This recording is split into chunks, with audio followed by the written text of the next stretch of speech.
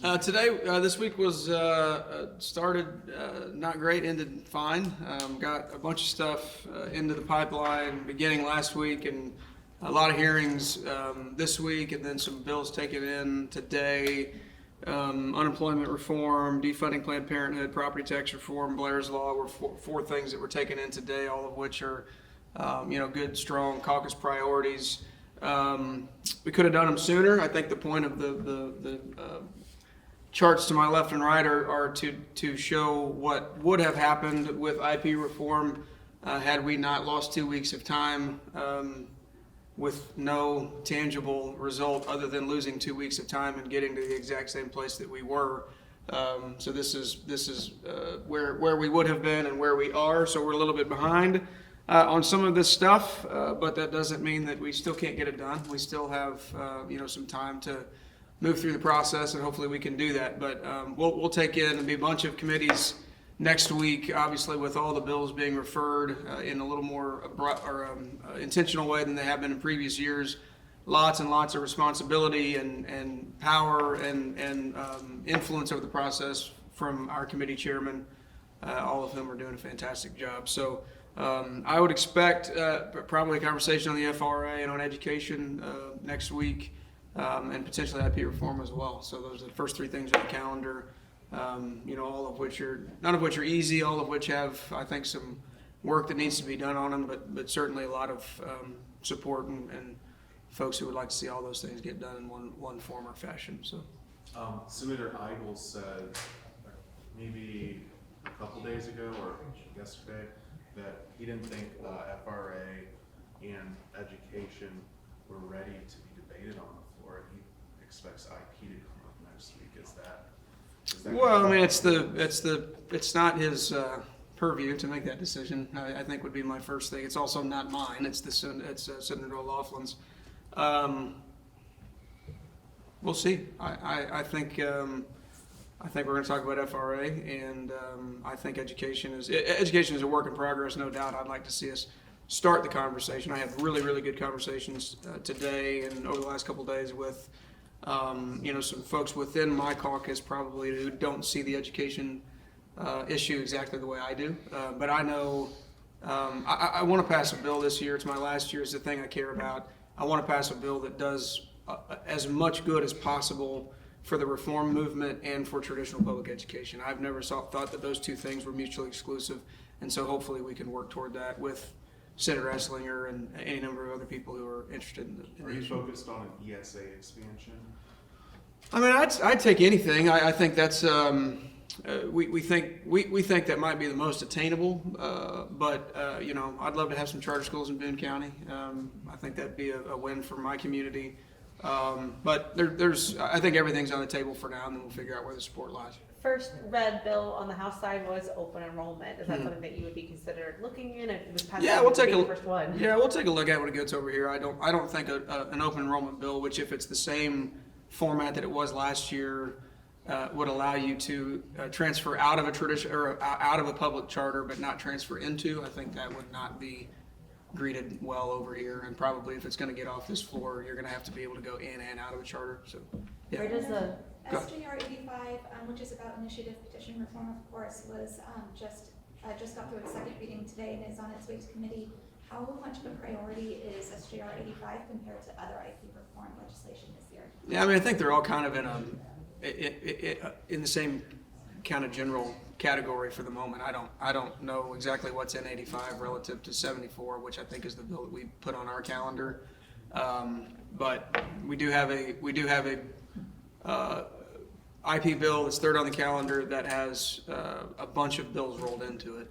So I think that would be the priority for now. The Supreme Court, how much of a chance do you think this bill has of passing compared to other ones? Yeah, I mean, it'd be hard to put percentages on anything at this point. the Missouri Supreme Court heard arguments in the appeal on this, the challenge to the Senate max. Oh, yeah. Do you have a comment on that in terms of how it could potentially change things? Yeah, I mean, there's no doubt it could obviously change some primaries. Doesn't impact me, but it could change a number of primaries potentially, depending on if they find that this map is not right, and then whatever remedies they would choose to get to a point where it would be considered constitutional. You know, I worry as much about the timeline as anything. Just we're butting up against filing here pretty soon, so you know, hopefully they'll expedite that, make a ruling. It does have pretty far-reaching implications based on, you know, the splitting of St. Joe and what that could mean in future maps. But I like our Senate map, and hopefully it gets upheld. I'm also noticing, I don't think the Freedom Caucus is here waiting to do their own press conference today. Right behind you. Oh, Wait, here we Richard. go. Oh, sorry. Question related. Okay. Going back to IP reform, where is the majority caucus in terms of the different the options on exactly how to do that? Yeah, I mean, I think I would assume the bill that the floor sub that you're going to see from Senator Coleman, whenever that comes to the floor, presumably next week, you know, it'll be a good start. I think there will be some difference of opinions on whether concurrent majority is the right thing to do, whether or not you do House districts versus congressional districts. You know, there's some devil in the detail stuff there. I don't think the Senate's that far off. I don't know where the House is. I mean, obviously that ended up being the issue last year, was the House having a different opinion and from ours, and us not being able to get to a resolution. But you know, I think folks generally like the concurrent majority idea on our side, but we'll have some work to do to figure out something everybody can agree on. And obviously the Democrats are probably going to have something to say about IP as well. So.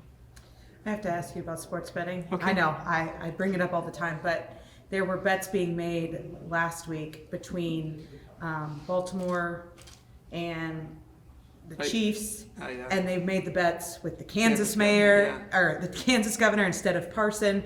And sports betting, obviously here we have Missouri fans that can't bet next week on their team. Well, they Just can talk- bet, but they just got to go somewhere else to do it. I was gonna say, let's just talk about it overall. Yeah, well, I mean, again, I think it's goofy that everybody else around the country's doing something that we can't do because a few folks want slot machines and gas stations. That is where we are. I mean, it's a simplified view of things, but it is what it is. You know, I'm sure Missourians will place a few bets between now and Super Bowl Sunday. They'll just have to go somewhere else or have a friend that'll do it for them. So. Is it a priority at all this session? I mean, we're going to move it. I think the House is going to move it. We'll get it out of committee. I think, you know, I referred all the ones that I had in my possession. I've had in my possession up until now. Have been referred to appropriations where we've sent them previously. I assume they'll hear it at some point pretty soon. And what's wrong with, what do you have against slot machines and gas stations, the legal ones? I don't have any. My position, which has been pretty clear at this point, I won't vote to put them in a sports betting bill. But if 18 other people in the Senate vote to put them in, I'll vote for a bill that has them in there. I'm generally kind of agnostic, but that's my opinion. So. FRA, IP, and education, huge lift, Yeah. huge lift. Think all three next week? Yeah, I mean, well, I don't know that we get to all three of them. I think we'll start the conversations. You know, all of them have work to be done, whether it's, you know, Republican kind of detail-oriented stuff, maybe on education. Obviously, the Democrats, it'll be nice to hear their voices for the first time this year on the floor. They haven't had to do much, but I think with this issue set coming up and the other things we put on the calendar this week, unemployment reform, defunding Planned Parenthood, property tax stuff, I think, you know, we'll start to see some more traditional Senate fights here in the next few weeks. Thank you, guys. What you mentioned illegal immigration as a priority. Like, what specifically would you like to do on that? Yeah, we've got some bills. I think Senator Rader filed a bill this week, at some point this week. I'd take a look at that. I think that has some good stuff in it, and you know, just trying to figure out a way to do what we can do. Obviously, we're not a border state. We're not going to act like we are, but I think there's some things we can do to address some things and make Missouri a safer place generally. All right, thanks, guys. Thanks all. The Democrats?